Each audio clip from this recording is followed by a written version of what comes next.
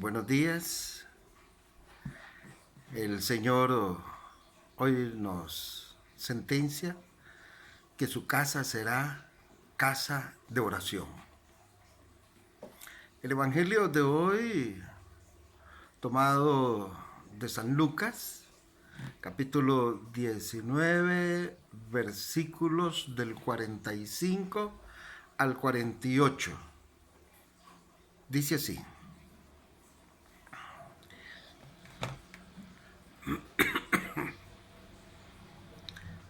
Jesús entró en el templo y comenzó a echar fuera a los que vendían, diciéndoles: está escrito, mi casa será casa de oración, pero vosotros la habéis hecho una cueva de bandidos. Enseñaba todos los días en el templo. Por su parte, los sumos sacerdotes, los escribas y también los notables del pueblo buscaban matarle, pero no encontraban modo de hacerlo porque todo el pueblo le oía pendiente de sus labios. Palabra de Dios, te alabamos, Señor. Bien, este es el Evangelio del día de hoy. Ayer en el Evangelio leíamos Jesús llegando a Jerusalén, estaba próximo a su arribo, ya ahora está dentro de Jerusalén y una vez que llega a la ciudad, lo primero que nos sigue narrando Lucas es la presencia de él en el templo. Recordemos que el templo es en aquel entonces el corazón del poder religioso.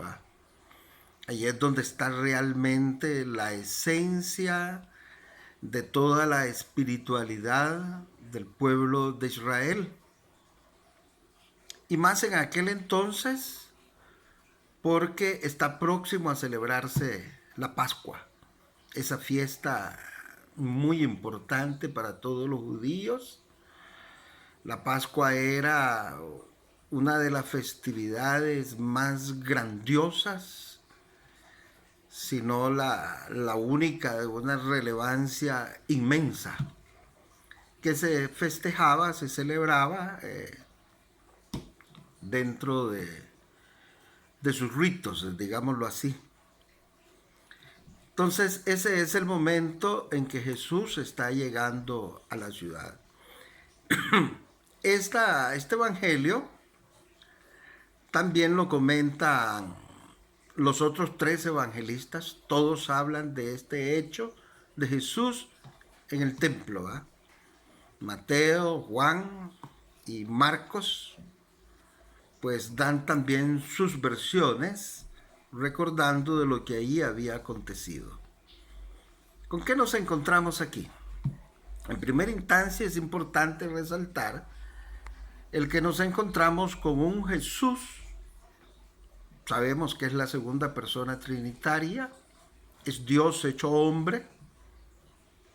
Jesús nunca deja de ser Dios, pero igualmente la iglesia le reconoce en su condición humana. Él nunca pierde su naturaleza divina y nunca pierde su naturaleza humana. Y como humano, como hombre, lo encontramos y ahí lleno de emociones, como toda persona, ¿verdad? Y muchas de esas emociones, pues, es, digámoslo así, ¿por qué no? El arrebato, el celo que en ese momento le envuelve al ver la casa de su padre, en palabras de él, como una especie de cueva de ladrones. Así lo narran y por ahí va más o menos el enfoque que le dan todos los evangelistas. Bien, realmente lo que estaban haciendo esos mercaderes era un acto malo, era algo que iba en contra de las costumbres judías. Pues no, ¿verdad? En el fondo no. Recordemos que Jesús está llegando a Jerusalén más o menos en los inicios de la Pascua, los preámbulos, los preparativos de la Pascua que se avecina. Es el momento en que Él va a entregarse a los hombres para ser sacrificado, para ser inmolado como la víctima perfecta. Sin embargo, de acuerdo a las costumbres judías, cada año, en esa época de la Pascua, el pueblo también se preparaba para festejar, en cierto modo, el sacrificio, la expiación de sus pecados. Y entonces, ¿qué hacía el pueblo? Por tradición, de años, de años, de años, de siglos, de costumbre. Y matar animalitos, ¿verdad? Animalitos totalmente puros, perfectos en su constitución física, que no tuvieran huesos dañados ni demás, ¿verdad? Ni ninguna deformidad en su anatomía. Y entonces estos mercaderes, ¿qué es lo que estaban vendiendo realmente? Ya, vendían palomitas, vendían ciervos, corderos, bueyes, y la gente que se arrimaba al templo, y de acuerdo a sus posibilidades económicas, podían desde comprar un pichoncito recién nacido hasta comprar una vaca, ¿verdad? Entre más grande era el animal que vos buscabas comprar, pues en cierto modo representaba indudablemente la capacidad económica de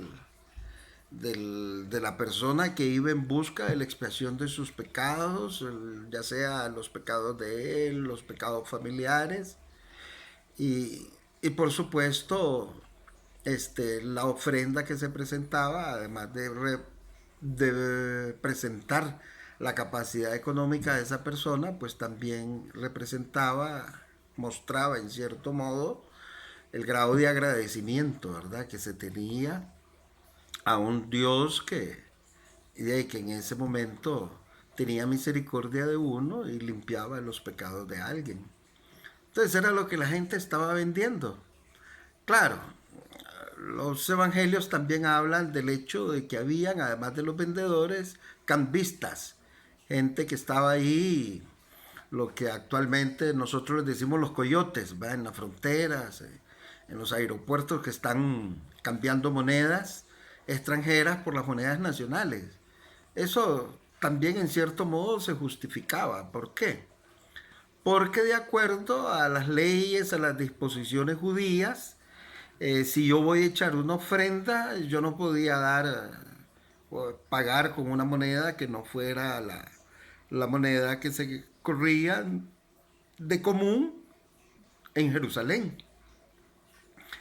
Y como era Pascua, ¿qué sucedía con la Pascua que se avecinaba? De ahí el templo era visitado por montones de judíos, tanto los judíos que vivían dentro de Israel como los que habían emigrado, ¿verdad? Recordemos que el pueblo de Israel en aquel entonces pues era un pueblo muy dado a vivir en el éxodo. Había muchas migraciones, por años migrando. Y entonces esta era la época propicia para que todo el mundo regresara al país de origen, ¿verdad?, al país de sus padres, y rindieran culto a Dios. Y entonces toda esa gente que venía del exterior y entraba a Jerusalén, y ahí era gente que traía una moneda que no era la moneda que corría en Israel. Entonces ellos necesitaban cambiar esas monedas para poder tanto ofrendar como comprar animalitos que servían de víctima para el sacrificio. Pero aún esa compra tenía que hacerse en la moneda de Israel, porque y eso era el indicado, así estaba escrito en la ley. Entonces era la gente que estaba allí en ese momento, sirviendo de vendedores a la orilla del templo, porque era el lugar donde se oficiaban los rituales religiosos. Y hasta ahí pues llegaba todo mundo, incluyendo Jesús. Solo que, como dicen algunos evangelistas, y ahí Jesús se llenó de celo, ¿verdad? Por la situación que se estaba presentando. ¿Era malo lo que hacían ellos? Pues no, no era malo, solo que en determinado momento podía privar para el que vendía, para los cambistas, más un sentido de carácter económico que de carácter religioso. Ya lo religioso pudo haber pasado a un segundo plano, sino que lo que ellos estaban viendo era el asunto de las ganancias, producto de las ventas y de las transacciones económicas propias de la época que se estaba viviendo, ¿verdad? Es decir, la cuestión económica, la estrictamente de negocios, prevalecía para muchos por encima del mismo ritual religioso que se estaba festejando. De ahí la actitud de Jesús no deja de ser una actitud violenta, propia de cualquier persona humana, ¿verdad? Que lleno de cólera, digámoslo así, él arremete contra toda la gente que está en el templo vendiendo, y aquí Lucas no lo refleja tanto, pero hay otros evangelistas que dicen que le dio vuelta a las mesas y demás, ¿verdad? Y se quitó su cordón y comenzó a azotar a los que ahí estaban y cosas así. Bien, aquí necesitamos algunas reflexiones que es importante, a pesar de todo, realizarla. El Evangelio nos dice que Él entra al templo. Ya sabemos que entra al templo y entre de las cosas que hace, pues, está echar a los vendedores y a los cambistas, pero también presenta el hecho de que afirma que su casa es casa de oración. ¿Estamos claros? Y no una cueva de ladrones. Esa es una gran enseñanza del Señor, recalcar que el templo es una casa de oración y que hay que acercarse pues con la devoción requerida para esa actividad, que es una cercanía con nuestro Padre Dios, tomar una actitud de postración, de súbdito, de siervo, y, y conversar con Dios, ¿verdad? De la manera más humilde, reconociéndonos pecadores y demás. Y indudablemente también había otro tipo de enseñanza que estaba de por medio. Jesús de una u otra manera refleja lo que va a ser digámoslo así, la iglesia del mañana, ¿verdad?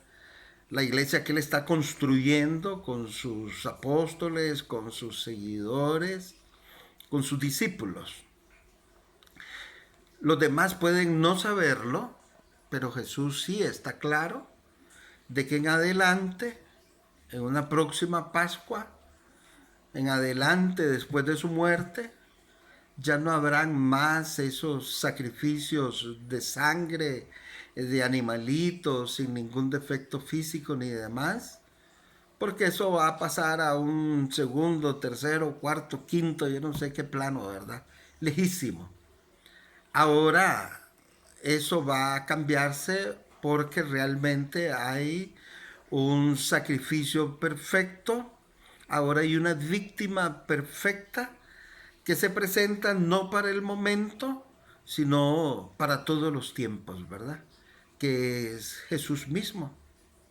Jesús que con su sangre pues va a entregarse y a salvarnos a todos y cada uno de nosotros. En adelante ya ese sacrificio de animales realmente no va a tener sentido. Y él con su actitud, en cierto modo, está diciéndole a toda la gente que eso ya no lo hagan, ¿verdad? Que eso ya no tiene valor, eso no sirve absolutamente para nada, porque ahora él es el Cordero Perfecto, ¿verdad?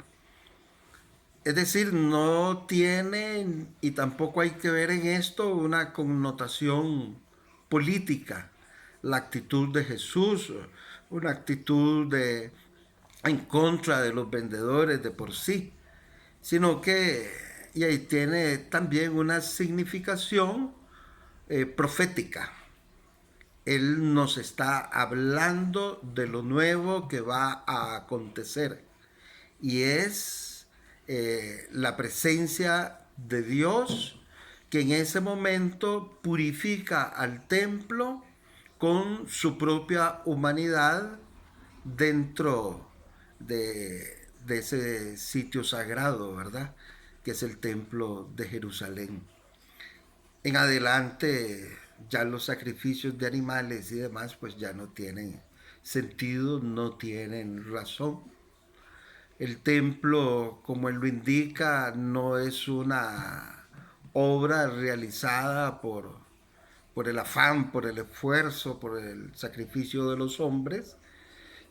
Él en muchas oportunidades señala que él es el verdadero templo, ¿verdad? Cuando dice destruyan este templo y yo lo reconstruiré en 3 días, no está hablando de las paredes físicas, de los bloques que permitieron irse apiñando y construyendo el templo que todos en ese momento estaban visitando en ocasión de la Pascua. Él es el verdadero templo. Él es el verdadero sacrificio fiel y perfecto que tiene que realizarse de ahí en adelante. Es decir, con esa actitud fuerte, Jesús lo que está haciendo es inaugurando una nueva época. Esto termina y de aquí en adelante esto no tiene por qué volverse a dar nada. En ese sentido, Jesús nos está hablando de un hecho de aquel entonces, de hace 2000 años, pero que en cierto modo reflejaba el futuro de la nueva sociedad cristiana que se estaba forjando. ¿Estamos claros? Y que en adelante, pues la casa de el templo iba a ser realmente una casa de oración. Los sacrificios desaparecían a partir de entonces y esta es parte también de la educación. Estamos claros que Jesús está constantemente desarrollando contra el pueblo que le sigue, el pueblo que le escucha. El Evangelio dice que todos los días iba al templo y que la gente estaba ahí pendiente de lo que él decía, pendiente de su predicación. Él nos trae entonces, con el inicio de esta actitud arrebatadora, digámoslo así, contra los vendedores y los campistas, está enseñándonos un culto nuevo centrado en la oración y en la escucha de la palabra de Dios de todos los fieles que en ese entonces y de ahí en adelante hasta nuestros días, pues nos reunimos en torno a su cuerpo, ¿verdad? Que es el Cordero Perfecto de ahí en adelante. De tal manera que ya en el Nuevo Testamento, inaugurado por el mismo Jesús, días después, en el Gólgota, donde él ofrenda su vida, ya en adelante no van a ser necesarios los bueyes, los pajaritos, ni ningún otro tipo de vendedores de corderos ni demás en el templo.